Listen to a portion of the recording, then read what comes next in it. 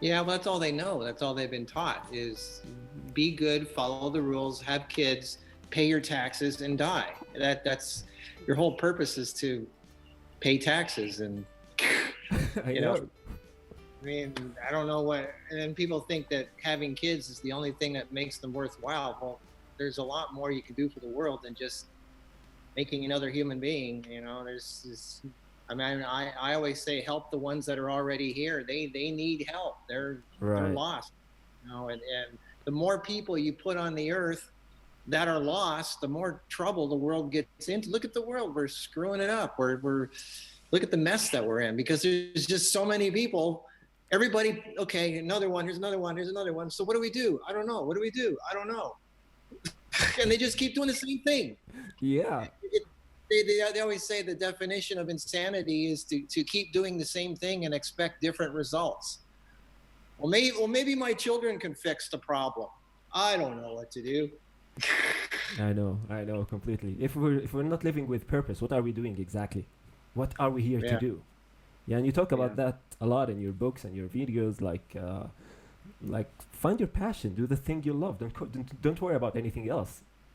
exactly, Yeah, exactly. Yeah, I mean, I believe that's part of your programming. Is everybody has something that they can offer the world, but they don't follow their heart. They do what they think they should, what they're told by society. But people out there don't know what you're good at. They don't know what you're only good if you're doing what you enjoy.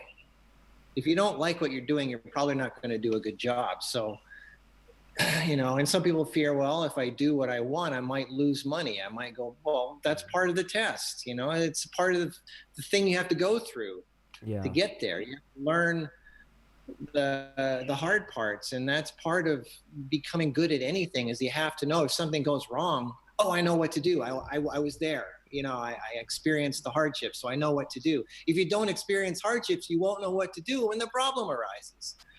So it's part of the program. It's just like school. It's like anything. You have to learn the good and the bad at the same time. There has to be a balance. yeah. You have to fail to succeed. It's fear, basically, Right. right? It's Exactly. fear, Yeah. fear of failure. I'm actually I do a lot of work in psychology markets, and I'm actually writing a book about this. The title of the book is "Everything Is a Trauma." So during my past 15 years of research, I came to the conclusion that it is a trauma. Everything that stops us is actually a trauma that started usually in early childhood because we're very receptive at that age. And my absolute hero is Wilhelm Reich. I've done so much research about his work, and I spent basically 15 years studying what he did with psychology and orgone energy and how the dynamics of our energy flows. And yeah, it is fear. It is a trauma that stops us from pursuing what we have to pursue. There's either the truth or not knowing the truth, and we always fear what we don't know. And you're right. When you're young, you are a tape recorder. You just kind of record whatever you see, and then you start copying that and doing it yourself. So Yeah. a lot of people are raised with angry parents or just wrong thoughts, like about success and what you're worth, and then people have to get rid of that programming to have it's like a computer virus. Yeah, Absolutely.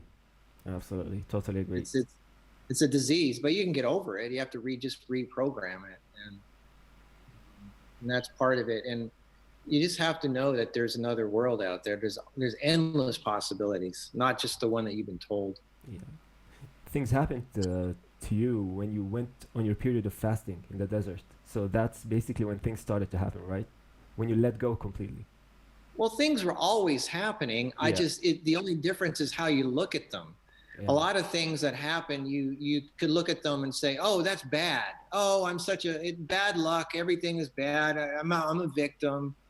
And then a successful person would look at that and go, "Oh, here's the next challenge. And then when I figure out the answer to this and how to overcome it, that will make me stronger and more successful." Mm-hmm. So it's the same thing. It's how you look at it. I mean, um, most successful people in the world got there because they figured out the answer to a problem that they had, which a lot of other people had too. And then they created something that addressed that problem.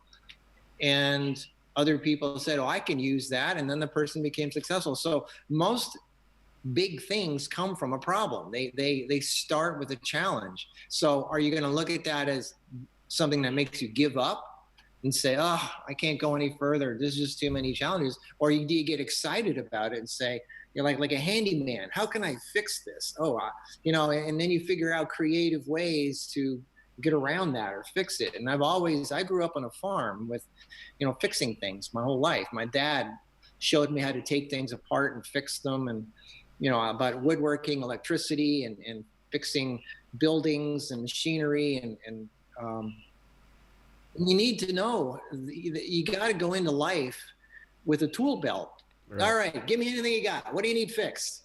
And the more, that's just never ending. Things are just part of life. Things are going to break. Yeah. Physically, emotionally, relationships, jobs, whatever it is, things break. They need fixing or replacing, and you just got to be ready for it and get excited about it and not get scared of it, because things, going through life fearing is crazy, because things don't stop happening. You just have to be ready for it and Absolutely. Be okay with it. You don't know what's going to happen. You just have to be open to the new things in life.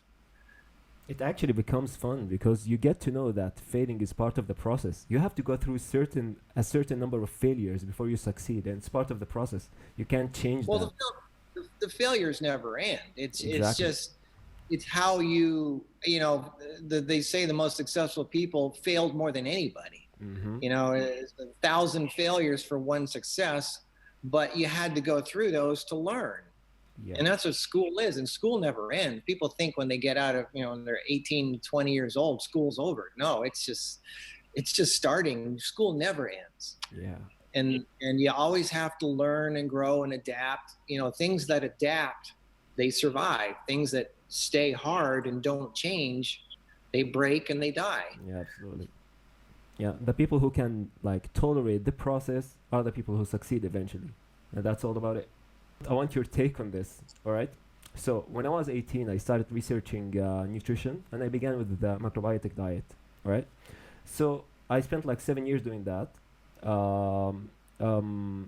Then I gradually started to experiment with fasting, and I noticed that carbs and sugars, even if they were whole, even if they were fruits, they were bothering me. So I started to eliminate slowly, until I got to a point where I consume absolutely no sugars of any kind, no carbs, no fruits, nothing that can raise the blood sugar. And I've been doing that for the past 5 years. Now, including big names in the world of nutrition on the internet, I spoke to a lot of people. They all thought that this was crazy. It just can't happen. You need a little bit of fruit. You need, you know how it goes. So I know your take about this is gonna be awesome. What do you think? I literally have spent the past 5 years eating nothing that raises blood sugar. I'm talking 0 glycemic index. Well, I have nothing against whole fruit. I know. Nature already designed everything perfectly. The thing is, people are trained by the everybody wants an instant gratification. They want a quick fix. They've learned that society is easy to trick with sugar. It's the easiest thing in the world. You get somebody, it's an addictive substance. It's like cigarettes, alcohol, drugs, cocaine, anything. It's something that makes you feel good, but you got to pay the price later. Of course. But people think, sugar's not bad. It's just a food, right? It doesn't have much effect on you. And then they don't realize it's like rocket fuel for cancer and parasites and yeast and bacteria and things that, anything that coexists with you. Yeah. But in nature, fruit comes with, the whole fruit, it's mainly fiber and it's got some sugar mixed in with it. And if you eat it whole, that's fine, because the fiber slows down the absorption rate and the release rate of the sugar. It keeps it in balance. But what do people do? They juice it. They juice their fruit. One orange juice one glass of orange juice has like 25 grams of sugar, which is as much as a Coca-Cola. Yeah. Apple juice has 35 grams. That's even more. Yeah. So you're concentrating the sugar. So they say, well, it's the type of sugar. That's okay. No, it's a concentrated isolate. You're isolating the sugar and you're throwing out the fiber, which is needed to balance the sugar. Yeah. So it's not that the sugar necessarily is bad. It's like saying water is bad. Why is water bad? Well, if you drink too much of it, you drown, right? Right. Well, then therefore water is bad. No, it's not. You just have to have just the right amount of it, and you got to take it in the right way. If you get water down your throat and it goes into your lungs accidentally because the wrong pipe is open, right, just a little bit can mess you up. But the same thing with sugar. If you're taking it wrong, it can mess you up. But if you eat a whole fruit in its natural state, that's okay. Now, a lot of the fruit that's out there has been bred and hybridized for high sugar content. So what you buy out there, the bananas and the mangoes and everything, that's not how the apples, especially apples and bananas, they were not that sweet 100 years ago. Right. They bred them high sugar. So that's not natural either. Mm-hmm. So the best thing is, I always say, go for the low sugar fruits, blueberries, things like that are not really high in sugar. And most people, the fruitarians, they're very high. They're mainly all fruit. Everything they pick is just the sweet stuff. Yeah. But they don't have enough greens. I always say, if you watch a monkey, because monkeys eat half greens, half fruit, they know they need a lot of greens. Green stuff is important. You need it. And half your diet should be green. So I say, fruit's not bad. It's not evil. Just make sure you balance it out with green stuff. And you also need your healthy fats, avocados, nuts, seeds, things like that. Because, 80% of your brain is fat. Your whole nervous system is your myelin sheaths. Everything that's healthy fats and oils. So you need a balance of everything. People that just pick the sugar stuff, that's an imbalance, and you're going to have an issue at some point. I mean, look at them. Their teeth are rotting out. Their hair is falling out. They have emotional issues because of the hypoglycemia. Yep. They're very angry. Look, nobody's fighting more online than the fruitarians. They're very defensive. They're very aggressive. Yeah. And you look at the people that eat a lot of greens, and they're like cows. They're like, whatever, okay. They don't fight anything, Yeah.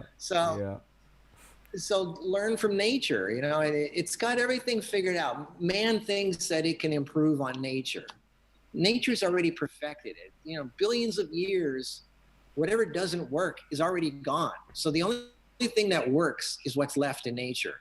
And just eat things the way you find it in nature. It's that simple. It's not that difficult. It's not rocket science. Yeah.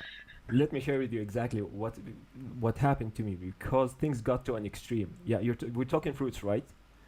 But things got to a point with me, to the point that I can't even eat like a slice of onions without feeling the sugar effect.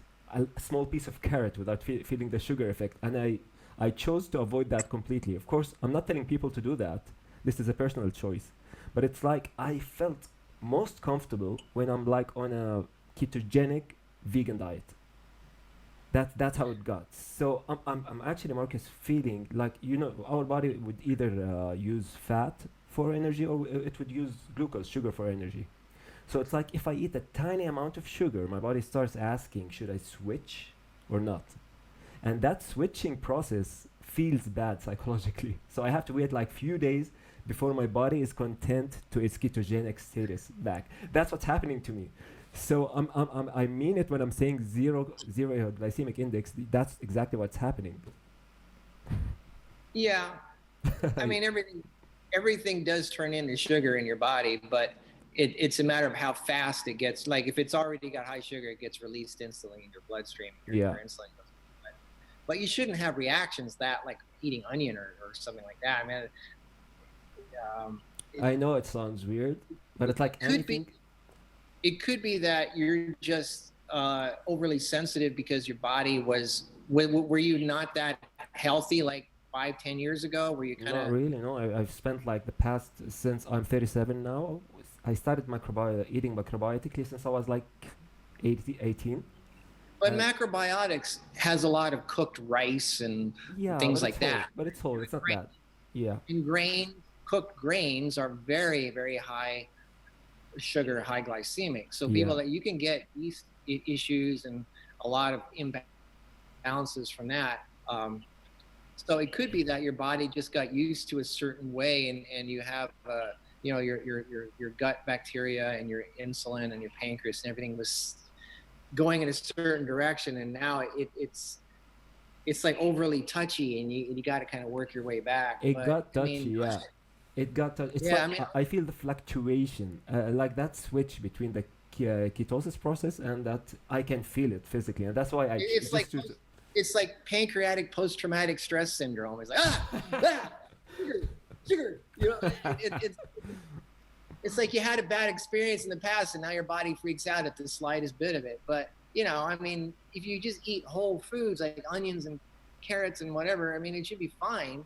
Yeah. It shouldn't give you a reaction like that. I mean, it should ease up after a while. I mean, if you stay on greens and whatever it is, and the healthy stuff, the clean whole foods, your body should readjust and get back to the way it should be. And make sure you get the right amount of minerals and enzymes and nutrients and fats and everything that you need. And the body knows how to fix itself. So just give it what it needs. No, listen, there ain't anything. There isn't a problem. I can eat fruits. I can eat anything I want. But it's like I prefer to not burn sugar and not spike the blood sugar in any Well, that's way. good. Yeah, that's how it feels. That's good. I mean, as long as you feel good, and Yeah, I know. everybody can feel their own what's best for them. And if you don't feel like you're low energy, and keep doing what works for you. That's the weird part. Yeah, it's much higher energy this way. It's like a ketogenic vegan diet. That's how it's going with me. It's mostly raw. Sometimes I cook stuff. Yeah. But it's mostly raw all the time. Good. So yeah. All right, Michael, what do you think about the weird trend going on now about the carnivore diet? There's a big trend going on, so. It's just a fad. It's a trend, and then everybody runs to this. It's like dance clubs. Everybody runs to this one because it's the new one. Oh wait, it's over here. Now everybody runs over to this one. It's like it's the hot thing of the month, and then everybody's like sheep. They just follow whatever. And again, it's instant gratification. The animal products are high fat, and fat has two things. It gives you energy, and it slows down the effect of something. So if there's something bad happening or something good happening, whatever, it slows it down, because fat slows down the release and the absorption rate of anything. Right. So if something bad is happening, it's going to take a while to show up. But the one thing that fat does do, it makes you feel full, and it gives you energy.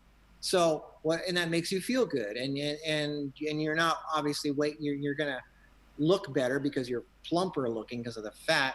But wait a few years, wait till you see what starts happening down the road. I mean, it's not just cholesterol only comes from animal products. Humans create their own. If you have a lot of stress, you get a lot of cholesterol, but it's not like it's not like you need something from the animal foods. You're not lacking anything if you're eating right. But I mean, it's just, I mean, think about it. I mean, if you put a person out in the field and there's a strawberry bush and there's a cow, which one are you going to get attracted to? You're going to go like, I think you're going to, or if you see like, beautiful mangoes or something that like fruit, I think you're going to go for the fruit. It's just a natural thing we do. We don't feel the urge to go kill an animal. I don't know. It's not a natural thing for us. Right. And I don't think it's necessary. I mean, there's people that live their whole lives without eating animal products, and they're fine. So, it's just a trend. It's a thing that everybody, they're scared. Again, I think this is mainly fear-based stuff, that the stronger, more aggressive people are always louder. Even though there's fewer of them, they're louder. It's like those two kids in the back of the class that make a lot of noise and everybody else is quiet. And then you think there's it's just the loud ones always and then everybody follows the loud ones because they see them as leaders because they're loud. And they're But the just quiet on. ones, the quiet ones are the ones that live the longest. They're the ones that outlive. The longest living animals are what? Turtles and elephants, and they're mainly plant eaters. The ones that eat other animals, they don't live long. They're very fast and they're very aggressive, but they don't live long. They have the shortest lives. Yeah. And I don't know. It's a fad. Wait, there's a movie coming out. The James Cameron movie that's coming out next month or this month. The Game Changers. Have you heard of it? With Arnold Schwarzenegger and. No, not really. It's going to change everything. It's like the biggest people in the world. Look at the Olympic weightlifter champion of the last 2 years was a plant eater. This movie is about plant-based diets and how it's changing the world and how some of the strongest athletes. Arnold Schwarzenegger even talks about it. He's in the movie, and Jackie Chan and who's the other one? Some of these really big, all the big people are. That's gonna help change things. Now everybody's gonna run the vegan way, and everybody's gonna run. It's funny because it's just a big crowd that follows everybody else, and the truth will eventually come out. So I'm not worried. Everybody can do whatever you want. Go get sick. Go get your heart attacks, and and then they'll all come back. And then I think eventually people will just kind of meet in the middle, and they'll have a little bit of this, a little bit of that. But if you can just cut down meat just by half, that's a major change in the world. Yeah. Global warming, a lot of that, the biggest factor that contributes to global warming, people don't understand is it's not transportation, it's meat. It's meat eating. They say it takes as much water to raise a cow during its lifetime as it does to float a battleship. One cow. And 80% of all agriculture on the earth, it's not for humans, it's to raise cows, pigs, and chickens. Yeah. They eat like 1,000 times more than we do. And we got to feed them, and then you got to truck them to a facility, and then you got to truck the meat to all over the country and the world, and then all the trucks and airplanes and ships and trains that are trucking all this meat and cows and things. And then you got to feed them all, the tons and hundreds of tons of food for these things that you got to feed them with every day. That's where most of the energy is being used for. They're cutting down rainforests to make room for more cows. There's 7 states in this country that have more cows than humans. I don't know what it is, like 2 billion cows on the planet. And they only live for 4 or 5 years before they kill them, and they have another 2 billion cows. So that's where all the energy is going. That's where a lot of the global warming, all that. If we cut our meat consumption in half, just in half, not totally cut it, just cut it down to half, the world would be instantly that much better off. Right. And you'd have more land, you'd have more money, the temperature the earth would be more relieved. It's so far reaching. It's not just, you're going to get a heart attack, you're going to get cancer. It's more than that. It's the whole global economy. It's the whole world. It's like, people are so brainwashed to live a certain way. Yeah. You don't need, if you're healthy and you're clean and you're working right, you don't need a lot of food. And you can live off of very little, just a handful of plant foods, and you're fine. Absolutely. I remember watching the classic Diet for New America, John Robbins. Google the Game Changers when you get a chance. That's the name of the movie. I will. The Game Changer. I think it's coming out in a few weeks. Awesome. So a lot of interesting stuff, I guess. So that's why I began this interview by talking about it's about purpose. It's really about purpose.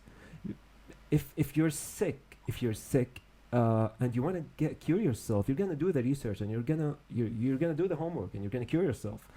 But if you are not interested in that, nothing's gonna help you. So it's really about that motivation, that thing inside of us that drives us to do these things, more than the information themselves. That's what I'm trying to say. Yeah. I'm going to be doing a series on epigenetics soon. I'll be interviewing some key people in that field. And You see, everybody is always obsessed with, well, I have this disease, I have this condition. What do I take? Yeah. And I keep saying it's not what you take, it's what you stop doing. Stop doing what caused the problem. But they Yes. don't want to stop what caused the problem. They don't Yeah. want to stop their unhealthy habits. And then they get angry, or they could just walk, they just go away and they try to find someone else who tells them what to take. Exactly. But they're not going to heal. And the only thing that you could really take is something that hides the problem. That's what doctors are trained for 7 years in medical school, is what drugs hide what problems. Right. And then after a while, the body part just goes so bad, they have to cut it out. So that's what they train doctors. What drug hides what symptom, and eventually how to cut it out of the body, which is totally ridiculous, because everything you need in your body, everything you have in your body, you need, has a function, has a purpose. So, the really only way to heal is to stop doing what caused the problem. And then, a lot of people, they don't want to hear what caused the problem. Mm-hmm. Ask any doctor what causes this problem. They don't know, or they don't want to know, because it's getting too personal at that point. Mm-hmm. And but that's really the only way to if somebody who's serious, who really wants to change their life, the only thing that you could really do that to make a difference is to really have the courage to look at what it is that you've been doing that led you to the point where you're at, and say, what have I been doing that, because whatever it is, you've been doing it over and over and over repeatedly for a long time. It doesn't happen overnight. You don't do something and then 5 minutes later you have a disease. It happens over years, many years, a lifetime. And it's from habits. Right. So if bad habits cause that, then you have to learn to change your habits. You have to learn to change the things that you're used to doing on a regular basis. And habits are really hard to change. That's what addictions are. And it's not just necessarily the fact that it's something that is physically addictive. The habit itself is what's addictive. The fact that you got in the habit of doing it. It could be anything. It could be, walking out the door at 4:00. You do that every day, you're going to feel weird if you don't walk out the door at 4:00. Right. Because you got in the habit, and then you feel guilty and you feel weird and you feel like, I got to do it. Why? You're just walking out the door. What's the good or bad of that? Right. Well, you train yourself to do it. So it's not necessarily the substance. It's the fact that you got used to doing it, whatever it is. And it's amazing how difficult it is to stop a habit. Mm-hmm. And the first day you try to change it, it's the hardest. The second day, it's still really hard. The third day, it's still pretty hard. After a week or two, you start getting easier. And after about 20 days, it's easier, really easy to break. They say 20 days, a month is you've broken the habit, and then you're okay. Yeah. And fasting makes that kind of easy, where you just say, I'm not going to do anything. I'm just stopping everything. And then what's amazing is when you're fasting, just looking at anything, a tomato, or